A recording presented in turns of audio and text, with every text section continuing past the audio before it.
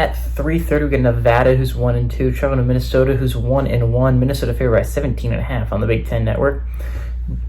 Brayden Lewis has gone 54 of 81 through his first 3 games, from 5 touchdowns, 0 interceptions, 561 passing yards. Savion Red has had 34 carries for 254 yards and a touchdown, and Jaden Smith has had 14 catches for 216 yards. Max Brosmer has gone 37 of 51, thrown for 436 yards, 2 touchdowns, 0 interceptions. Marcus Majors had 27 carries for 85 yards and 2 touchdowns, and Daniel Jackson's had 8 catches for 95 yards. This game has the possibility of being kind of interesting. Obviously, of the 3:30 games, this probably has the least impact on any conceivable playoff picture, but technically Minnesota's still kicking in it, so you might as well talk about it. Nevada's one of the better 1-2 teams in nations in the country. To be fair, they're one of the only 1-2 teams in the entire country, but they honestly could have beaten SMU in week 0, and I understand SMU's not the greatest team in the world, but it's still a Power 4 football team. They beat Troy in an absolute thriller, I think, at Troy. I understand Troy's, again, take that with a grain of salt. Troy's looked really bad this year so far. They're 0-2 for a reason. And they lost a heartbreaker to Georgia Southern this past weekend on home field. But again, Georgia Southern's a team that took Boise State down to the limits.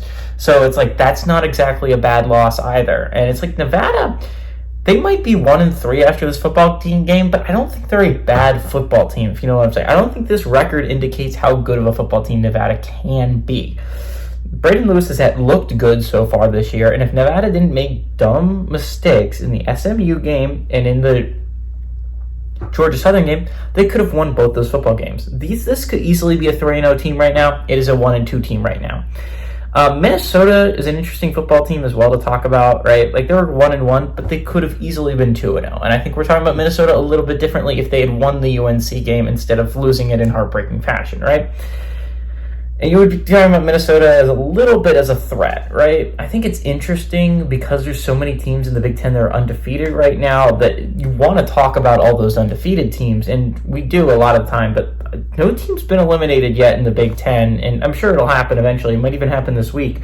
But Minnesota's one of those 1-1 teams that are kind of squeaking under the radar for everyone. I'm not going to say that they're good, but I think they could be a solid team, a 6-6 squad.